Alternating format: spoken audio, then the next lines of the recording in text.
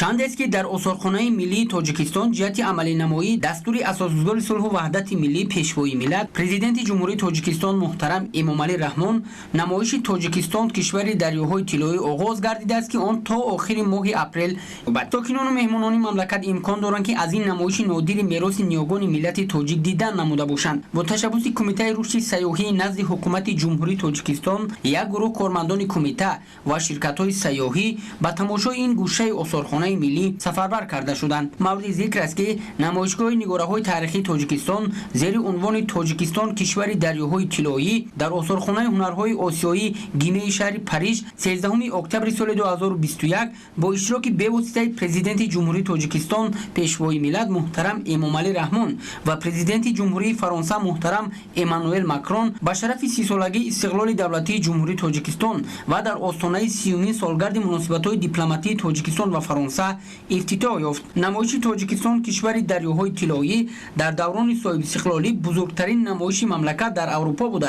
در مدت 3 ماه مردم فرانسه و شهروندان دیگر کشورهای این قطعه توانستند با تاریخ بیش از 6000 ساله ملت تاجیک شناس شوند. در نمایش بیش از 300 عدد اشیاء تاریخی مربوط به ملت تاجیک از مؤسسه دولتی اسطورخانه ملی تاجیکستان و اسطورخانه ملی باستانی تاجیکستان به تماشا گذاشته شدند که فراگیرنده تاریخ کهن ملت تاجیک میباشند. در نمایشگاه اشیاء تاریخی از یادگاری‌های از حدود امروزه تاجیکستان دریافت شده به معرض تماشا گذاشته شدند. نمایشگاه امکان می‌دهد تا شهروندان و مهمانان کشور نیز از آن دیده نموده با تاریخ و فرهنگ ملت تاجیک از نزدیک شناخته شوند.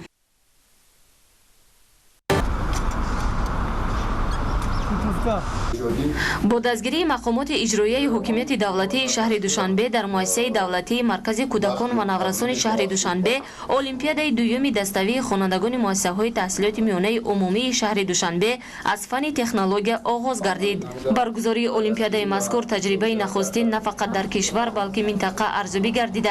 آن با قرار مشاوره سرریاست معارف شهر دوشنبه از 30 دکبر سال 2020 اعلان و در 3 دور با اشتراک خوانندگان صنف‌های 5-10 مؤسسه‌های تحصیلات میانه عمومی حدود شهر دوشنبه تشکیل و گذرانیده می شود. در این المپیادا 12 نفر از ناحیه ما اشتراک دارند که 6 تا پسر و 6 تا دختر می باشند. همه ما با باوری کامل آمده ایم که در این المپیادا جای اول رو می گیریم، چون که سال گذشته خوانندگان ما جای اول رو گرفتن ناحیه ما و با تیاری زیاد آمده ایم. المپیادای مذکور دوام 3 روز با اشتراک 4 دسته، این هم دسته های ناحیه اسماعیل سامانی، فردوسی، سینا و شاه منصور شهر دوشنبه برگزار می گردد. در المپیادا دسته های اشتراکچی در دایره برنامه تعلیمی فن تکنولوژی توسط سنجش های تستی، کارهای عملی، معرفی لایحه های ایجادی و اجرای کار مستقلانه بین خود سبقت می گیرند. سلام علیکم، نام من دولت و بک خواننده صنف 5 مؤسسه تحصیلات میانه عمومی رقم 8.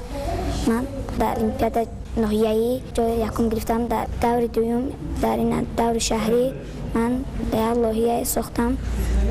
بر لایحه پرندگان می باشد.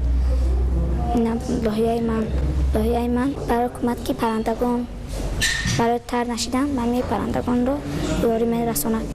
مورد تذکر است که المپیادای فن تکنولوژی با مقصد دریافت و رشد ذهنی و ایجادی خوانندگان مؤسسه‌های تحصیلات میانه عمومی، هوسمندگردانی فعالیت مستقلانه علمی و عملی و تحقیقات آنها در دایره فن تکنولوژی، فراهم آوردن شرایط جهت تربیت متخصصان ساحه استحصالات، آماده گردیدن به زندگی مستقلانه، بیدار نمودن حس زیبایی پرستی، ترغیب هنرهای مردمی و در این زمینه مساعدت نمودن در کسب انتخاب کنی نسل نورز گذرانیده می شود. المپیادای مذکور تا 12 مارس سال 2022 ادامه یافته، غالبان آن در وضعیت تنتنوی با دیپلم و تحفه‌های تأسیس نموده تشکیل کنندگان آن هوسمند گردانیده می شوند.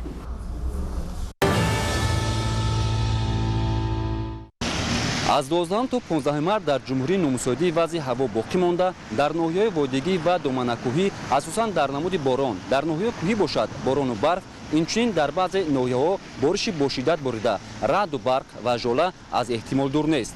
12 و 13 مارس نیز در منطقه‌های علاهیده کوهی ناحیه‌های تابع جمهوری بارش پرشدت در نظر است. دوام این 2 روز در بعضی منطقه‌های کوهی و دامنه‌کوهی ناحیه‌های تابع جمهوری ولایت‌های ختلان و سوق خوف سر زدن ظهورات سیلی در منطقه‌های کوهی غربی ولایت کوهستان بدخشان ва ноҳияҳои тобеи ҷумҳурӣ хавфи фаромадани тарма боқӣ мемонад. 12 ва 13 март низ дар минтақаҳои алоҳидаи кӯҳии ноҳияҳои тобеи ҷумҳурӣ бориши пуршида дар назар аст. Давоми ин ду рӯз дар баъзе минтақаҳои кӯҳӣ ва доманакӯҳии ноҳияҳои тобеи ҷумҳурӣ вилоятҳои Хатлон ва Суғд хавфи сар задани зуҳуроти селӣ, дар минтақаҳои кӯҳии ғарбии вилояти мухтори Кӯҳистони Бадахшон ва ноҳияҳои тобеи ҷумҳурӣ хавфи фаромадани тарма боқӣ мемонад.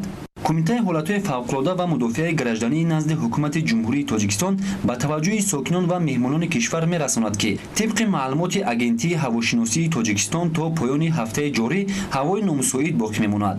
Ба ноҳияҳои кӯҳии кишвар бориши барфу борон дар назар аст. Дар ноҳияҳои вилояти Хатлон ва Суғд, қисмати ғарбии вилояти Кӯҳистони Бадахшон, ҳамчунин ноҳияҳои тобеи ҷумҳурӣ лағзиши тарма, резиши санг ва омадани сел эҳтимол дорад. Ҳамчунин болоравии сатҳи об дар рудхонаҳои Ёхсу, Қизилсу ва дарёҳое, ки аз қисмати ҷанубии қаторкӯҳои Ҳисор ҷорӣ мешаванд, аз эҳтимол дур нест.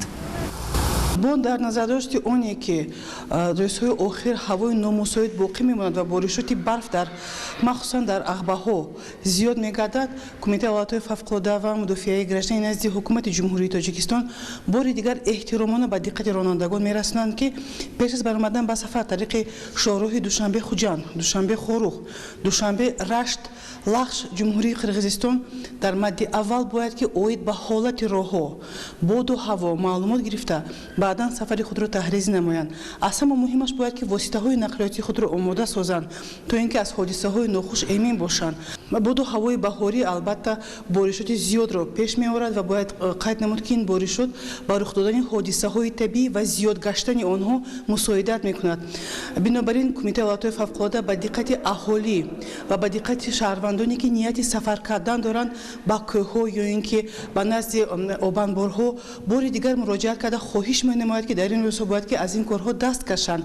Махсусан муроҷиат мекунем ба шаҳрвандоне ки дар доманакӯҳ ва кӯҳсор зиндагӣ мекунанд ва хоҳиш менамоем ки ҷиҳати пешгирӣ намудани ҳодисаҳои нохуш бояд ки аз роҳандозии корҳои саҳроӣ, ҷамъоварии он растаниҳои табобатие ки дар кӯҳсоре ки доманакӯҳ мероянд худдорӣ кунанд ва аз ҳама муҳимаш бояд ки аз чаронидаи чорвои худ дар чарогоҳҳои кӯҳӣ ё ин ки доманакӯҳӣ худдорӣ кунанд, чун оморе ки дар Кумитаи ҳолатҳои фавқулода ҳаст дар аввали ҳафта дар натиҷаи риоя накардани қоидаҳои бехатарӣ ҳангоми омадани сел мутаассифона 2 нафар шаҳрвандони мо ба ҳалокат расиданд.